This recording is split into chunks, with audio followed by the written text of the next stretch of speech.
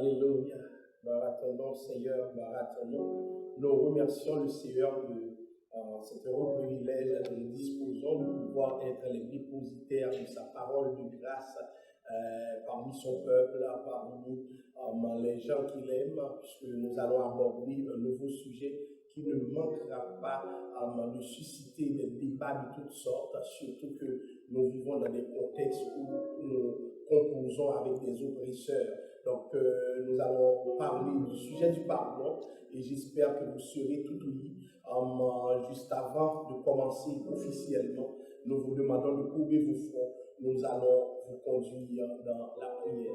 Dieu d'amour, Dieu de compassion, Dieu véritable, nous voici dans ta présence en ce moment. Nous te demandons au Père de nous diriger dans le cadre de cette étude biblique afin que les mots, les paroles qui sortiront de notre bouche soient l'expression de ta volonté arrêtée, définie pour ton peuple, au Père.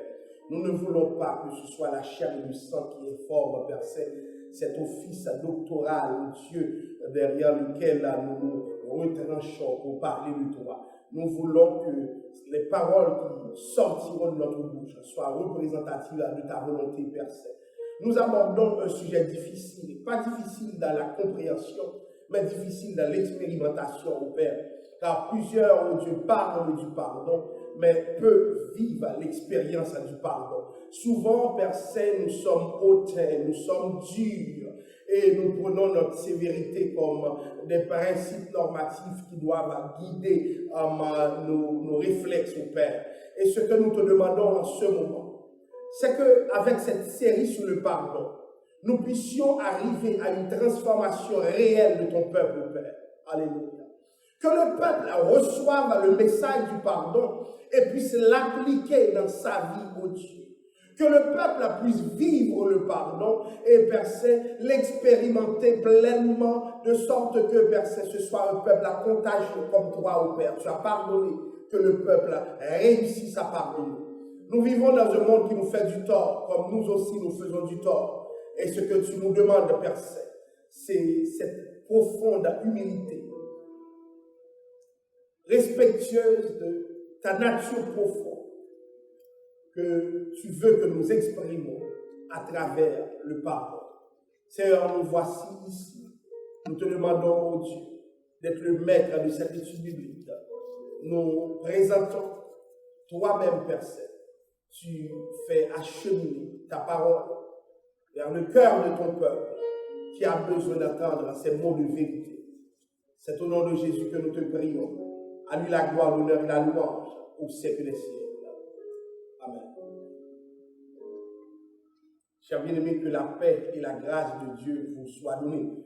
Justement, comme annoncé précédemment, nous allons nous entretenir avec vous sur le pardon et pour voir c'est quoi la pensée que Dieu développe par rapport au pardon, puisqu'il y a le pardon humain, il y a le pardon social, il y a le pardon comment dirais-je, collectif, il y a le pardon de peuple, il y a toutes sortes de pardons, puisque même légalement, le pardon existe.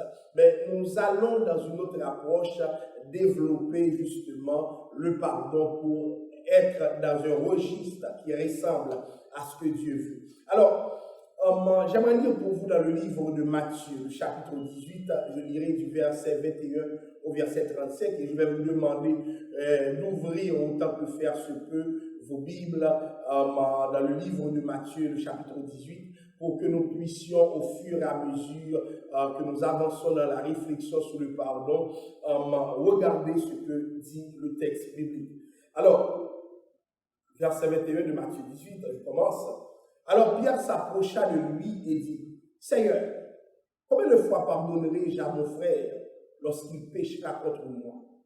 Sera-ce jusqu'à 7 fois? » Jésus lui dit, « Je ne te dis pas jusqu'à 7 fois, mais jusqu'à 70 fois 7 fois. » C'est pourquoi le royaume des cieux est semblable à un roi qui voulut faire un compte à ses serviteurs.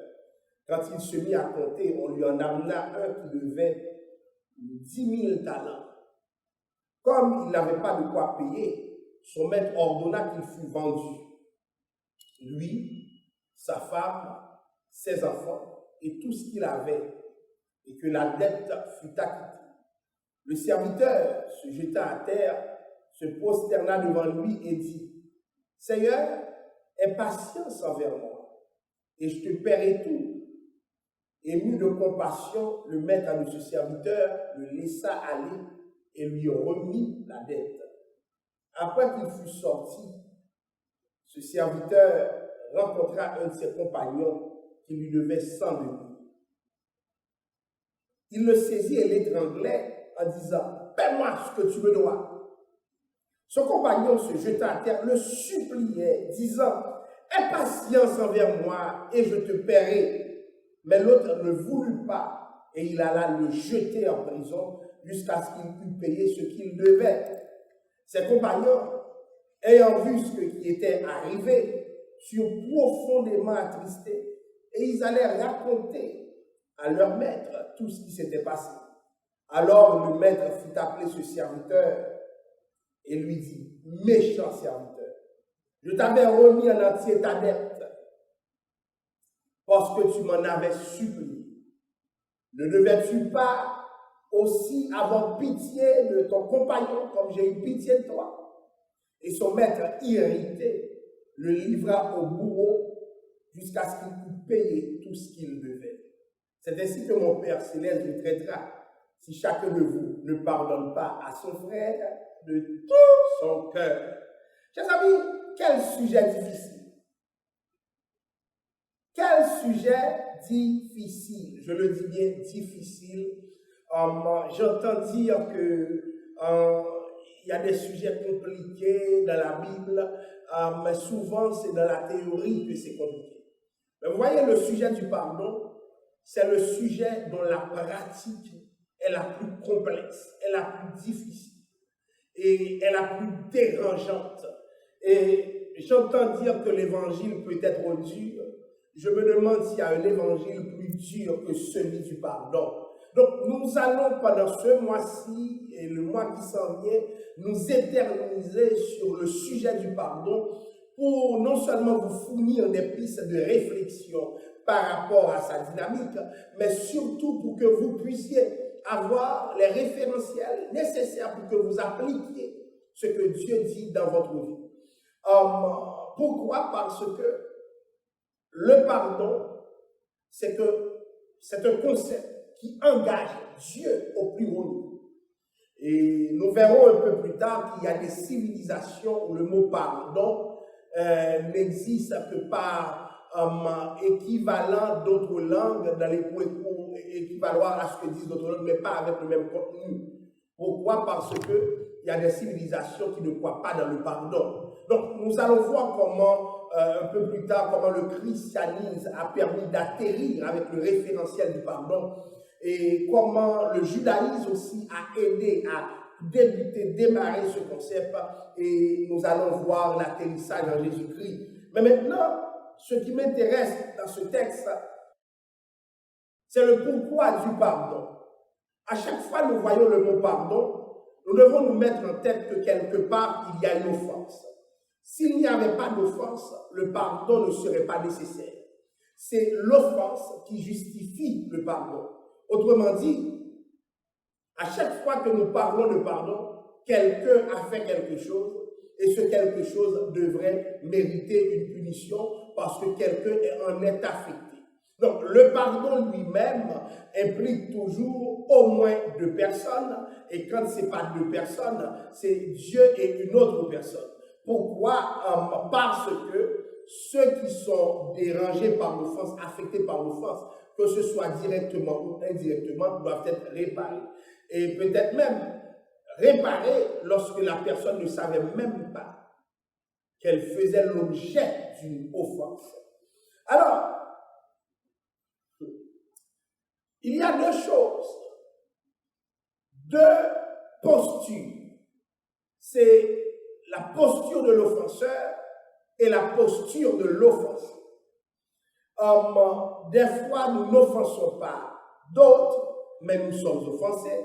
Des fois, c'est nous les offenseurs, les autres sont des offensés. Et dans le texte que nous venons de lire, la Bible présente Pierre qui demande à Dieu, à Christ, Seigneur, combien de fois pardonnerai-je à mon frère lorsqu'il péchera contre moi?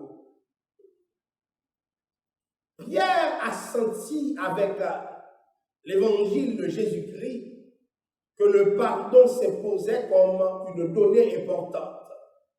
D'autant que, n'oubliez pas, quand Jésus venait, Jésus évoluait dans le contexte de la loi, avant même d'introduire la grâce. Donc Pierre a aussi un arrière-plan légal très avancé. Mais Pierre sent la différence de l'enseignement de Jésus. Sous la loi, c'était œil pour œil et dent pour dent. Tu me frappes, je te frappe. Tu me fais du tort, je te fais du tort. Et il était aussi, puisqu'on dit œil pour œil, c'était différent de la loi du talion, parce que la loi du talion, ça pourrait être œil pour yeux. Ça veut dire, tu me prends un œil, moi je te prends deux yeux. Tu me prends une dent, moi je te prends plusieurs dents, si ce n'est pas toutes les dents. Donc maintenant, la loi elle-même va réguler en ces termes œil pour œil, dent pour dent. C'est-à-dire, si je te prends un œil, tu me prends deux yeux, tu me fais un abus. Donc, dans le contexte de la loi, tu pouvais venger, réparer certaines choses, mais avec des limites. Les limites étaient décidées par Dieu lui-même. Pourquoi? Parce qu'il y a une façon de se venger qui pouvait être assimilée à de l'abus. Si tu me prends deux yeux pendant que moi je te prends un œil, dans le contexte de la loi, c'était quoi? C'était de l'abus. Mais maintenant, voilà que Pierre, qui sent que dans l'évangile de Jésus-Christ, il y a beaucoup de pardon. Dans l'évangile de Jésus-Christ, il y a des vengeances qui sont refusées. Dans l'évangile de Jésus-Christ, il y a des dettes qui sont remises. Et Jésus lui-même pardonnait à des gens. Donc, vous vous souvenez de plusieurs épisodes où Jésus annonçait le pardon, de sorte que l'élite juive était révoltée, car Dieu lui-même avait le pouvoir du pardon. Mais maintenant, voilà que Pierre parle dans un autre contexte. Lorsque on est offensé, qu'est-ce qu'on doit faire? Et le texte dit, Pierre demande à Jésus combien de fois. Le terme combien, ce n'est pas un jeu, c'est pour exprimer la nécessité d'un encadrement, la nécessité d'une limite, la nécessité d'empêcher le renouvellement des mauvaises intentions. C'était ça l'idée. Donc il y a une certaine logique qui participe de la question de Pierre, c'est-à-dire Pierre ne parle pas dans le vide, Pierre essaie de dire à Dieu, écoute, on peut me faire du mal, je comprends l'esprit du pardon, l'essence du pardon, mais il doit y avoir une limite. Et c'est alors que Pierre va dire, combien de fois pardonnerai-je à mon frère lorsqu'il péchera contre moi? Donc vous allez voir que c'est possible que ton frère te fasse du mal. Mais maintenant, ce que Pierre dit, en toute logique, jusqu'à quel point j'y vais. Alors, le problème du pardon, c'est que le pardon n'a rien à voir avec la logique. L'être humain est plus disposé, est plus enclin à punir, à sévir lorsqu'on lui fait du mal. Pourquoi? Parce que le pardon, ne lui est pas naturel. Je vais vous dire quelque chose, on vous frappe.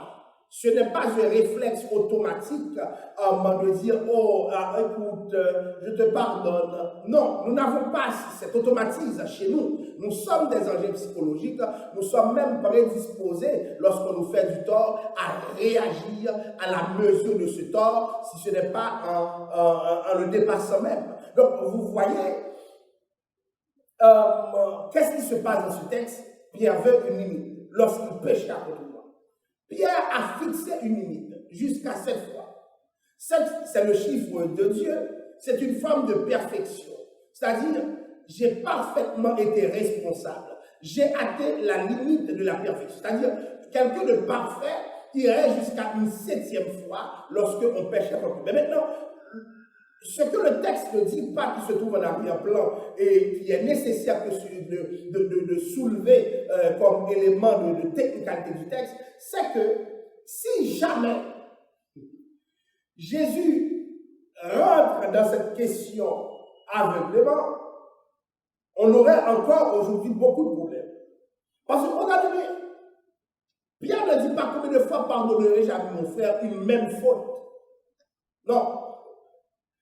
Combien de fois? C'est-à-dire, la relation, dans le cadre des relations humaines, Pierre serait le genre de personne, n'oubliez pas son référentiel qui est basé sur la loi.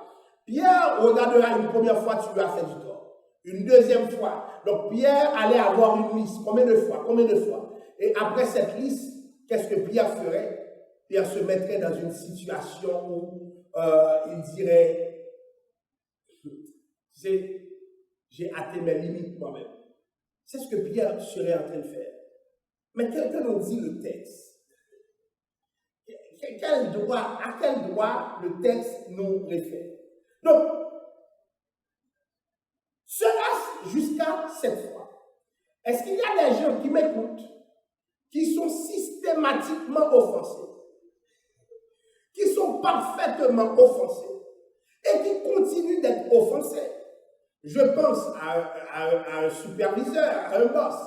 Je pense à un mari, je pense à une femme, je pense à un enfant, je pense à n'importe qui, aux membres de la famille, immédiate ou non immédiate, aux amis, aux collègues, aux pasteurs, à ceux qui vous entourent. Écoutez, nous sommes dans des environnements multiples où, si nous ne sommes pas des offenseurs, nous sommes systématiquement des offensés.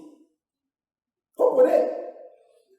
Il y a le fait, un cycle de bourreaux et de victimes.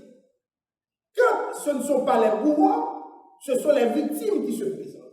Et là, voilà que Pierre se présente dans le texte comme étant une victime. Autrement dit, ce que le texte veut dire, combien de fois je peux être victime sans réagir? Combien de fois je peux être victime en acceptant pour réaction le pardon de l'autre? Et c'est quoi les implications de ce pardon? Alléluia. C'est quoi les implications de ce pardon? Que veut dire ce pardon? Est-ce que c'est de l'aliénation? Chers amis, vous voyez, rien que ce bout de texte fait soumettre l'évangile à un ensemble de critiques qui témoigneraient justement qui rendraient compte de l'aliénation de tous ceux qui se disent chrétiens. Autrement dit, le chrétien, pour certains, c'est la victime systématique, c'est la victime consentante, c'est la victime qui n'accepte pas de devenir bourreau. Ça veut dire, il y a une éthique de la relation dans le christianisme, il y a une façon d'être. Autrement dit, le chrétien, si je regarde ce texte, la victime chrétienne veut avoir des mains liées. Pourquoi? Parce que Jésus lui-même va imposer les limites. Pierre parle dans ce texte pour parler à titre de victime. Combien de fois accepterait-elle d'être victime? Et voilà, Pierre met une limite, le chiffre 7, une certaine perfection dans la réaction, dans la relation, dans la tolérance. Donc une limite. Et voilà que Jésus lui dit, je ne te dis pas jusqu'à cette fois. Alléluia. Mais jusqu'à 70 fois cette fois. Autrement dit, 70 fois cette fois, c'est une façon de signifier à Pierre qu'il n'y a pas de limite.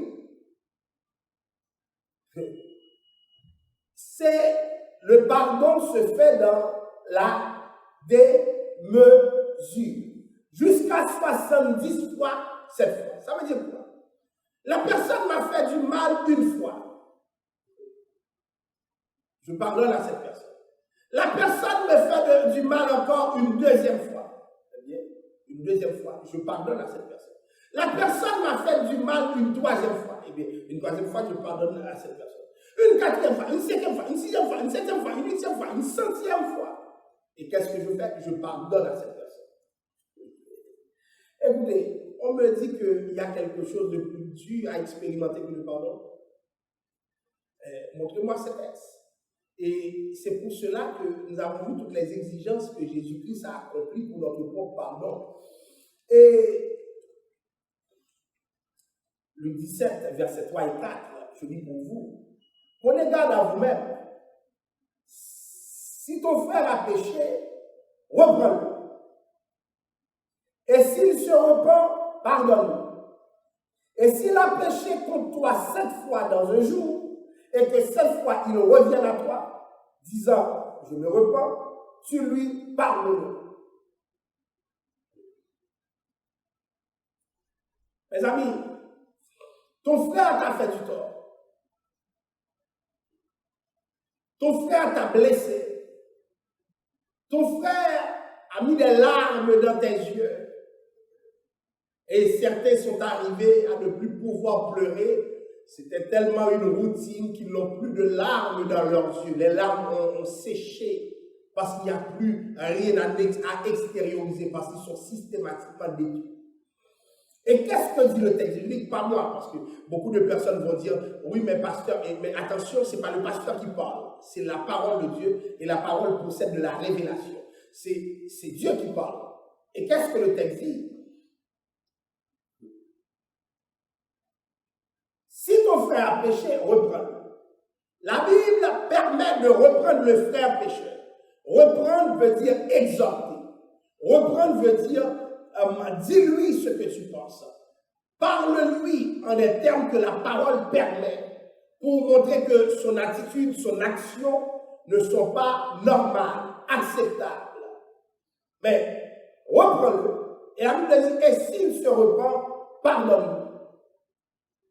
Dans ce texte, nous voyons qu'il y a eu un pardon qui serait conditionné par la repentance. Autrement dit, pardonne à ces personnes si ces personnes se repentent. Mais le texte va plus loin. Et s'il a péché contre toi 7 fois dans un jour, et que 7 fois il revient à toi disant je me repens, tu lui pardonneras. Autrement dit, tu ne pardonnes pas vraiment parce que la personne se repent. Parce que s'il le fait 7 fois d'affilée, c'est que cette repentance n'était que déclarative. Cette repentance n'était que dans le langage, dans le discours, mais elle n'était pas réelle. Parce que si une personne se repentait réellement, elle ne pourrait pas dans une même journée cumuler 7 fautes envers une seule et même personne. Dans la cumulation de ces fautes, nous voyons bien une dimension, je dirais, intentionnelle. Il n'y a pas d'effort, de volonté d'aménager l'autre, mais systématiquement, la personne fait la faute, la personne revient. Autrement dit, la personne peut mentir, puisque sa repentance n'est que déclarative, elle n'est pas d'ordre expérientiel. La personne n'expérimente pas ce qu'elle dit, mais la personne est en train justement de dire que je me repens. Donc nous nous retrouvons souvent devant ce genre de personnes qui ne se repentent pas vraiment, mais qui font semblant, qui utilisent la ruse. Et même par rapport à la ruse, Jésus demande de faire montre de quoi? Jésus demande de faire montre de pardon, de faire montre d'esprit de conciliation. Voyez bien, et s'il a péché contre toi 7 fois dans un jour, et que 7 fois il revient à toi disant je me repens, tu lui pardonneras. Et le terme tu lui pardonneras dans le texte grec est exigé ici. C'est comme, il y a une exigence. C'est comme tu ne choisis pas toi-même de pardonner seulement, mais Dieu veut que tu lui pardonnes. Dieu recommande que tu lui pardonnes. Dieu exige que tu lui pardonnes. Alors que cette personne persiste dans son mal. Autrement dit, nous ne pardonnons pas à la personne parce qu'elle a changé. Nous ne pardonnons pas à la personne parce qu'elle s'est repentie. Nous pardonnons à la personne parce que nous devons pardonner. Autrement dit, le message du pardon, lorsqu'il s'adresse à nous autres chrétiens, peut nous mettre dans des situations où nous pouvons pleurer parce que le bourreau demeure bourreau. Et Dieu te dit de pardonner le bourreau. Pas le bourreau repenti seulement, mais le bourreau qui se laisse couvrir par une fausse repentance. Nous avons l'obligation aussi de lui pardonner. Alors le texte dispose, je dirais en des termes très clairs, que lorsque notre frère a péché contre nous, nous devons nous repentir pas nous repentir, nous ne devons pas attendre la repentance, mais disposer de pardonner. Donc le frère peut venir et dire, je me repens, il est dans la fausseté. Donc ce n'est pas la sincérité de la repentance qui va déterminer ma compassion, ce n'est pas la sincérité de la repentance qui fera en sorte que je décide de pardonner, mais justement, c'est parce que c'est une responsabilité que Dieu me donne de pardonner. Parce que dans le texte, il y a une exigence, à la fois dans Matthieu, à la fois dans Luc. Donc nous voyons dans Matthieu, donc la théologie matérielle, nous voyons bien la nécessité du pardon. De la théologie lucanienne, cette nécessité se renforce. Et justement, cela dérange plusieurs. Donc, beaucoup s'attendent à ce que la personne soit sincère et expliquent leur non-pardon par la non-sincérité de l'autre. Et bien, nous voyons dans ces textes, Dieu ne te donne pas ce choix. Dieu ne te demande même pas de regarder le cœur de l'autre, mais attention, nous verrons un peu plus tard que Dieu lui-même s'en charge. Donc, autrement dit, pardonner 7 fois dans une journée, ce n'est pas exagéré. Il y a des gens qui sont offensés une fois et ils ont traîné l'offense de l'autre toute leur vie. Pour une fois, ils ont gardé l'autre prisonnier dans leur cœur toute leur vie. À cause d'une erreur de l'autre, ils ont détruit l'autre toute leur vie. Et dans ce texte, on parle de 7 fois dans un jour, qui explique que le lendemain, il pourrait y avoir 7 autres fois. L'après-lendemain, il pourrait y avoir 7 autres fois, toujours avec la même personne. Mais comment répondre à cela dans le texte? Comment le texte nous permet de comprendre cela? Non, ce n'est jamais trop ce que nous faisons comme pardon. Ce n'est jamais trop. Entendons-nous? C'est rare que nous verrons quelqu'un dans une journée se repentir 7 fois et 7 fois venir dire ce n'est pas le cas, c'est pas ce que je voulais faire. C'est rare. Alors, beaucoup s'attendent à une confession de la part de l'autre, une confession qui témoigne de la sincérité. Mais le pardon n'a rien à voir avec la sincérité. Non. C'est pourquoi vous allez voir dans le texte, les disciples demandaient à Jésus d'augmenter leur foi. Ceux qui vont pardonner doivent être des gens qui croient. Alors, et comment le texte va expliquer cela? La Bible dit, le royaume des cieux semblait à un roi qui voulait faire rendre compte à ses serviteurs. C'est-à-dire, la notion même du pardon marche avec celle de l'imputabilité.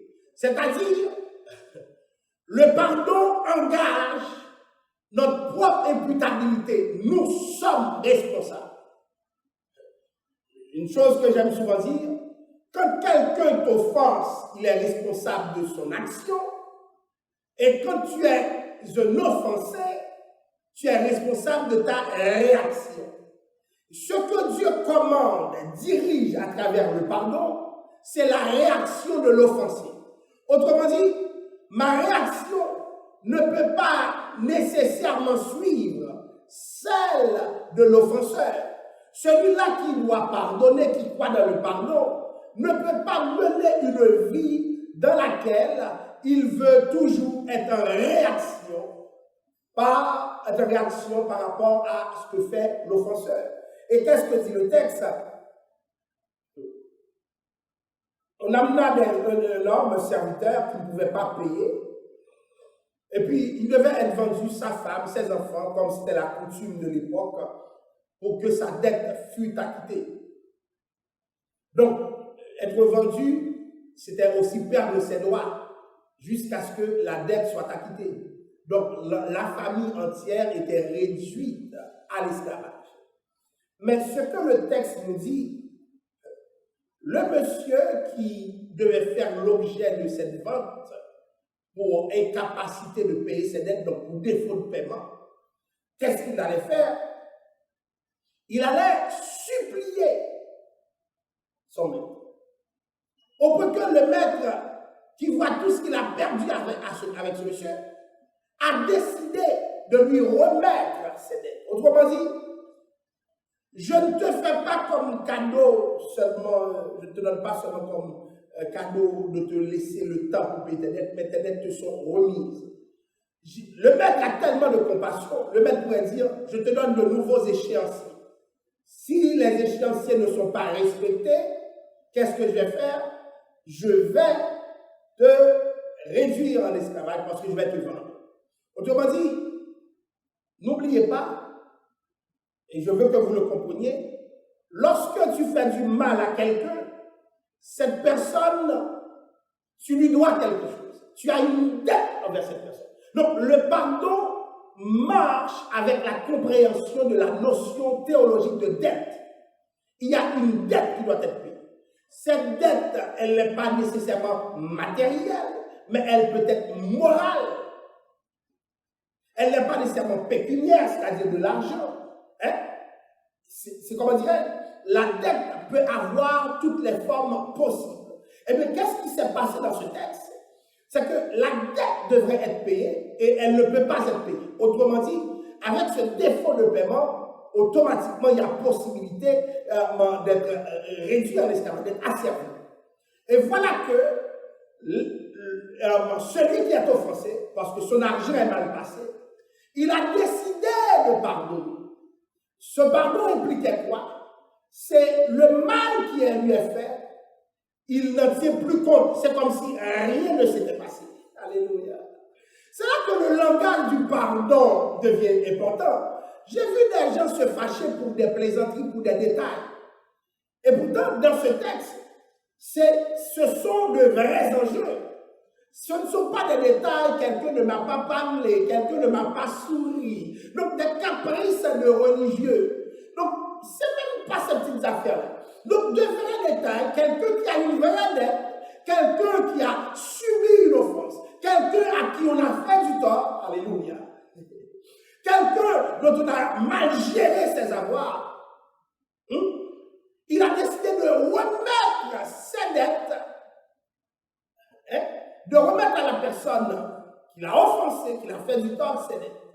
Mais maintenant, la personne a supplié et Dieu a été ému de compassion. Et comment dirais-je, l'offensé a été ému de compassion. Et voilà, qui est en train de supplier? Souvent, on nous fait du tort. Mais nous savons aussi que lorsque on nous demande pardon, c'est un exemple. Quand quelqu'un nous supplie pour quelque chose, nous devons arrêter de persister. Avouez quelque chose. Je ne suis pas Dieu. Lorsque quelqu'un te supplie pour quelque chose, tu dois faire attention, mais qui es-tu? Quelqu'un te supplie pour ne pas lui faire du tort. Quelqu'un te supplie en reconnaissant son imputabilité. Quelqu'un te supplie et puis ta compassion n'est pas engagée. Il y a un problème. Il y a des chrétiens qui sont durs. J'ai entendu quelqu'un me dire, je savais entendre cela dans des prédications, mais réellement quelqu'un me dire, depuis 10 livres ne tombe pas sur mon estomac, comme disent les anciens, depuis 10 livres pas tombé sur ce matin. Mais ça, c'est un problème. Le langage du pardon ne te permet pas de disposer ici. Lorsqu'on te supplie, c'est important que tu te récuses. C'est important que tu fasses marche arrière. Pas marche arrière de nature, d'une façon calculée, mais marche arrière au nom de la compassion. Autrement dit, le langage du pardon évoque toujours celui de la compassion. Si quelqu'un n'aime pas, il aura beaucoup de difficultés à promouvoir le pardon. Autrement dit, si quelqu'un, alléluia, n'a pas d'amour dans son cœur pour les autres, n'a pas de place pour son cœur pour les autres, eh bien, c'est un problème. Donc, il y a des gens qui sont chrétiens, mais qui sont tellement durs au fond. La compassion doit t'animer. Quelqu'un pourrait te faire du tort, mais la maturité chrétienne va faire en sorte que, en faveur de cette personne, tu témoignes de la compassion. Et est-ce que c'est nous dire, non, pasteur, est-ce que tu t'es déjà retrouvé dans cela? Oui, certaines fois, nous donnons la compassion, nous faisons preuve de compassion en pleurant. Parce que le tort est là. Remarquez bien, cet argent, il ne va plus le retrouver. Il a accepté de l'avoir perdu. Donc la compassion implique quoi? Je ne tiens pas l'autre maintenant pour coupable. Je ne tiens plus l'autre pour responsable, quoique l'autre soit vraiment responsable. Et c'est là le pardon. Je ne lui donne pas de dossier que je traîne pour lui. Hein? Parce que aujourd'hui, c'est comme si cette personne avait un casier judiciaire dans le système. Mais le pardon implique quoi? J'enlève tout. J'enlève tout. Autrement dit, nous ne pouvons pas prétendre servir Dieu et avoir des gens qui ont des dettes pour nous que nous refusons d'enlever. Je ne parle pas des dettes pécuniaires, bien entendu. Personne ici ne va dire, le pasteur a dit, si tu me dois, ne paie pas. Ce n'est pas ça que le pasteur a dit. Le pasteur n'a pas dit que Jésus a payé toutes les dettes de la personne. Donc si quelqu'un prête, non, ce n'est pas ça que le texte dit. Donc pour aller dans l'esprit du texte, il y a une dette là. Donc Jésus parle dans un langage imagé. Jésus ne dit pas à ceux qui ont des dettes de ne pas payer. Hein? Si vous ne payez pas vos dettes, ça veut dire que vous n'êtes tout simplement pas sérieux. Ce n'est pas la disposition, l'esprit de ce texte. Ce que ce texte nous enseigne, c'est de faire en sorte que lorsque quelqu'un nous offense, nous devons faire montre de charité pour que cette personne ne soit pas prisonnier de sa propre réalité d'offenseur. Et regardons bien, le serviteur célibataire se procède, le voyait dit, Seigneur, aie patience envers moi. Il demandait patience, payer tout. Le maître a dit, je te remets la dette. Alléluia. Tu n'as rien à payer. Tu n'as rien à payer. C'est-à-dire, alléluia. S'il donnait un échéancier, le passé n'est plus là, mais l'avenir peut être certain. Ce que Dieu fait, chers amis, lorsque la Bible dit Dieu te pardonne, Dieu ne pardonne pas seulement pour le présent, mais aussi pour l'avenir. Et comme il dit, il lui a remis la dette. C'est-à-dire que pour son futur, il est affranchi. Beaucoup de gens, à cause d'une offense, restructurent négativement leur relation avec quelqu'un qu'ils prétendent pardonner. Ça veut dire quelque chose. Le pardon ne nous rend pas naïfs. Le pardon ne rend pas le chrétien naïf.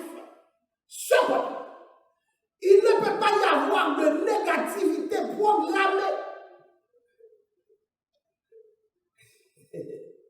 Il ne peut pas y avoir de mal programmé dans notre esprit. Parce que celui à qui on pardonne doit sentir la liberté que nous lui donnons. Cette personne doit aller sans ses dettes. Alléluia. Parce que la dette est remise. La Bible dit, heureux celui à qui la transgression est remise et dans l'esprit duquel il y a peu de foi. Je ne sais pas si c'est comme ceux qui ont l'habitude de payer leur voiture ou du moins une maison et puis tu vois que tu arrives un jour et puis tu n'as plus de dette. Tu sens tellement de liberté, tellement d'aisance que tu te demandes, mais waouh, c'est bien. Et bien c'est ce que le texte est en train de nous faire comprendre. Donc, la dette lui fut remise. Mais maintenant, c'est quoi le comportement? Le serviteur sortit et il y a quelqu'un qui lui doit. Le problème, c'est que, c'est ça le problème du pardon. Nous ne sommes pas toujours les offensés. Sur d'autres registres, nous sommes des offenseurs. Donc, de la même façon que je dois, il y en a qui me doivent aussi. Mais le texte dit clairement, son compagnon se jetant à terre, le suppliait. Il a fait exactement ce que ce monsieur avait fait à l'égard de son maître. Maintenant, son compagnon, quelqu'un qui n'a même pas une relation d'autorité, de subordination avec lui, disons, il va le traiter non pas comme un vis-à-vis, il va finir avec lui. Ça veut dire quelque chose. Il venait juste d'expérimenter le bonheur du pardon, de la rémission de ses dettes. Et qu'est-ce qu'il va faire? Au lieu de continuer sur la même lancée, il va s'éclater sur quelqu'un d'autre. Ça vous dit quelque chose. Lorsque nous servons Dieu, ce que Dieu a fait pour nous, nous devons le faire pour d'autres. Et Jésus le dit dans la prière sacerdotale, pardonnez-nous nos offenses, comme nous aussi nous pardonnons. Je ne pardonne pas les offenses des autres comme je le veux, mais comme Christ lui-même me pardonne. Et imaginons combien de fois nous avons fait tort à Christ. La Bible dit, si tu gardais le souvenir de nos iniquités, qui pourraient subsister. Combien de fois nous avons dû demander pardon à Dieu? Combien de fois avons-nous fait du tort à Dieu? Si Dieu nous tenait rigueur pour chaque faute, pour chaque mal, qui serait encore là? Posez-vous cette question. Si Dieu acceptait justement de nous frapper à chaque faute, de finir avec nous à chaque faute, est-ce que nous serions là?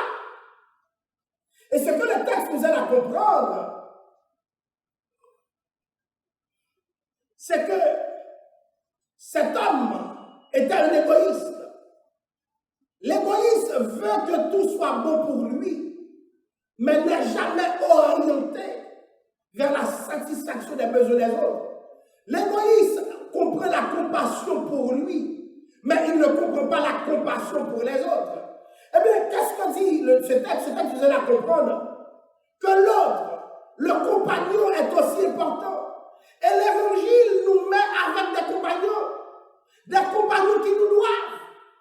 L'église n'est pas le ciel, chers amis.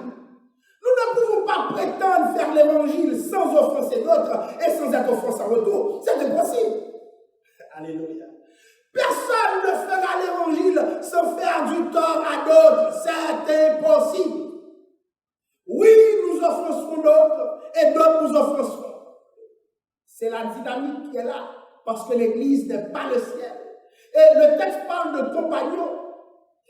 Donc, je ne sais pas si cela vous est déjà arrivé, d'être trahi par un compagnon, d'être malmené par un compagnon, hein? D'être ostracisé, d'être diffamé, calomnié par un compagnon. Cette personne a une dette envers toi. Mais dis-toi bien, et toi-même, réfléchis pour voir combien de personnes, volontairement ou involontairement, t'ont frappé. Combien de personnes, volontairement ou involontairement, ont fait l'objet d'une offense de ta part.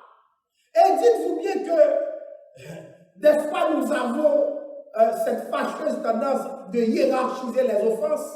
C'est comme si telle offense avait plus d'effet. Mais tu ne sais pas ce que tu dis, ce que tu fais qui a pu détruire la vie de quelqu'un d'autre en cachette. La personne ne parle pas, mais ton action est assez parlante dans sa vie. Ton action structure déjà sa vie. Donc, le pardon, chers amis, c'est quelque chose qui n'a rien de logique. Mais, lorsque nous comprenons que nous aussi nous faisons, il y a une logique. Il y a une logique. C'est-à-dire, lorsque nous comprenons que nous sommes aussi des offenseurs, pour ne pas dire nous sommes tous des offenseurs, pas que des offensés, eh bien nous pouvons avancer. Souvent l'évangile implique, lorsque nous regardons ce texte, de se mettre à la place de l'autre, de se mettre à la place de celui qui nous fait du tort. Parce que souvent, nous nous voyons en victime, mais jamais en bourreau. Et ce que ce texte montre, c'est l'autre qui s'est transformé en bourreau alors qu'il devait être victime. Voyez la transition. Dans ton travail, tu es victime, mais à la maison, tu es le bourreau. Et souvent, nous vivons dans cette rôle. Hein? Donc, à la maison, tu es victime, mais à l'église, tu es bourreau. Hein? Donc, souvent, nous sommes victimes là, nous sommes bourreaux là. Nous sommes victimes là, nous sommes bourreaux là. Et ce que le pardon fait, c'est d'empêcher la perpétuation du cycle de bourreau et de victime. Le pardon brise le cycle. Ancien bourreau, nouvelle victime. Nouveau bourreau, ancienne victime. Écoutez, ça ne marche pas dans le plan de Dieu. L'autre ne voulut pas et il alla le jeter en prison. Remets-moi ce qui m'appartient.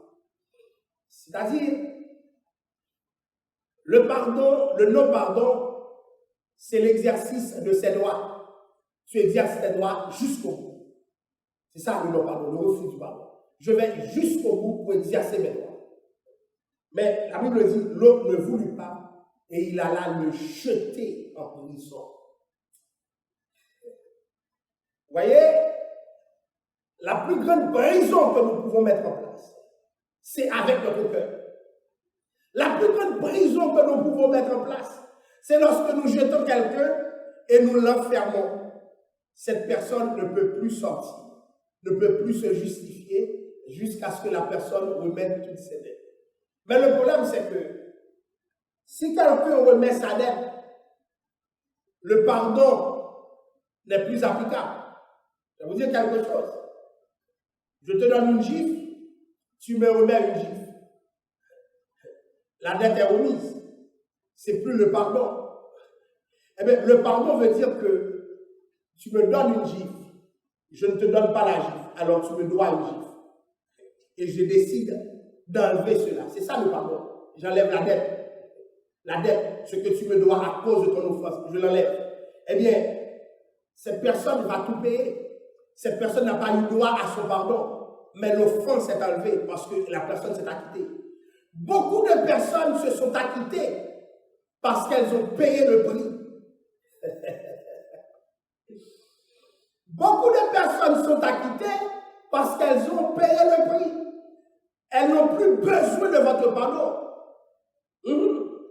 Si jamais la personne nous a fait du tort, vous lui refaites la pareille, cette personne n'a pas besoin de ton pardon. Hein? Parce que vous avez répondu au mal par le mal. Cette personne n'a pas besoin de ton pardon. Et voilà pourquoi beaucoup de gens pensent avoir droit au pardon, mais après ce que tu as fait à un tel, parce que tel t'a fait cela, tu veux le pardonner tel. Mais non, mais non, mais non, mais non, mais non. Tu as déjà répondu à un tel. Cette personne n'a plus de dette envers toi. Donc celui qui peut parler le langage du pardon, c'est celui qui se garde d'agir de la continuité de la mauvaise action de l'autre, de la continuité de l'offense de l'autre. Non, certaines personnes n'ont plus besoin de nos pardons.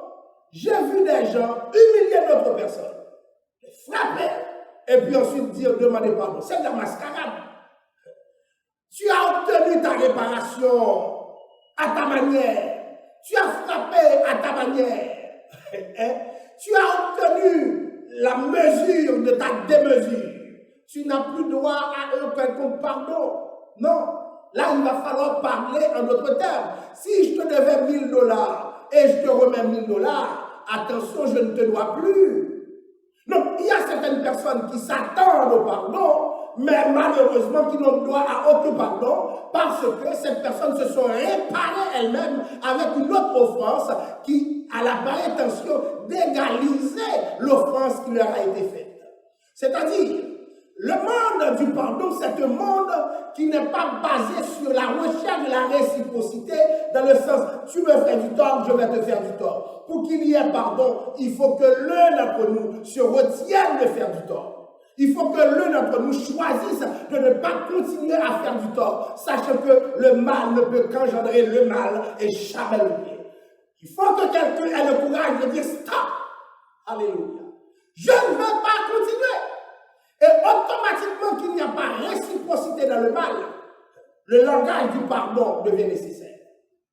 Remarquez,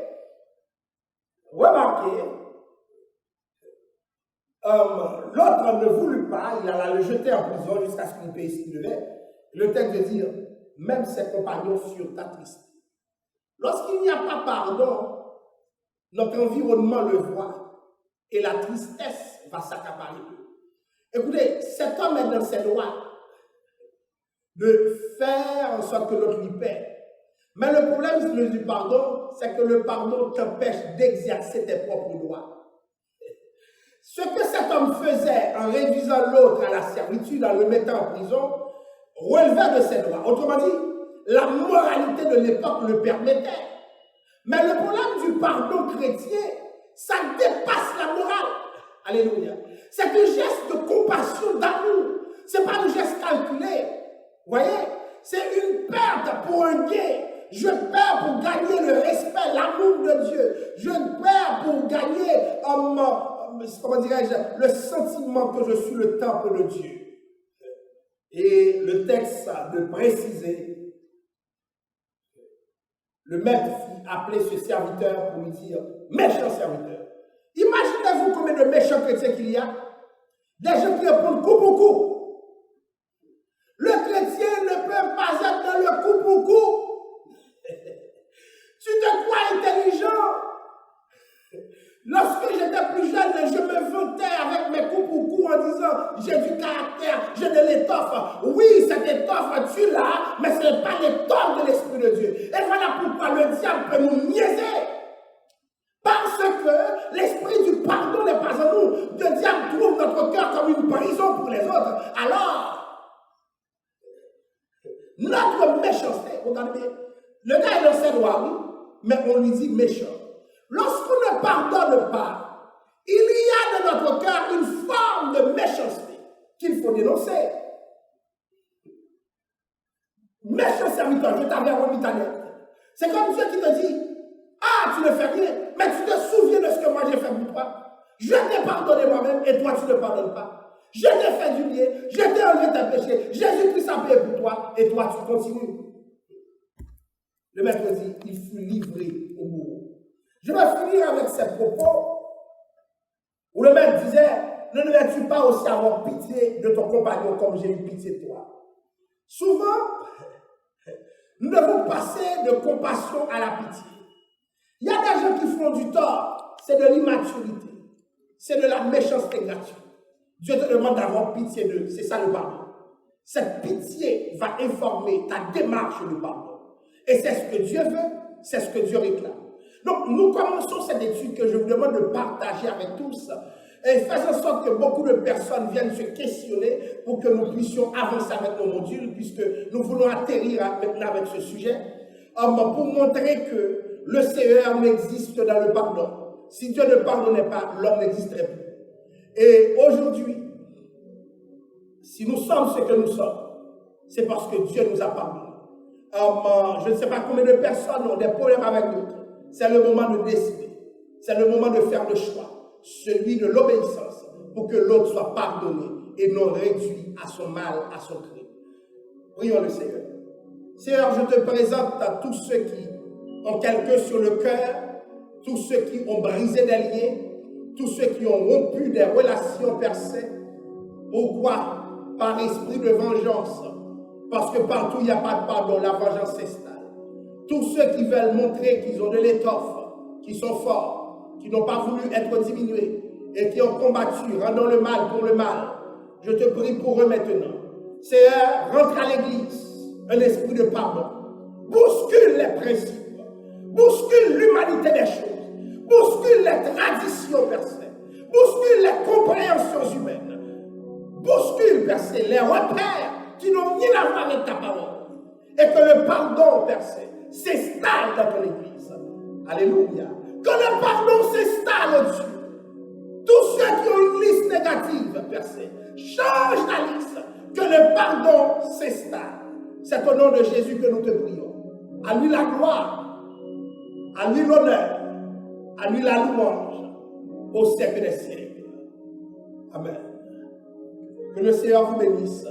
Et à la prochaine pour une autre étude biblique sur le thème du pardon. Que le Seigneur vous bénisse.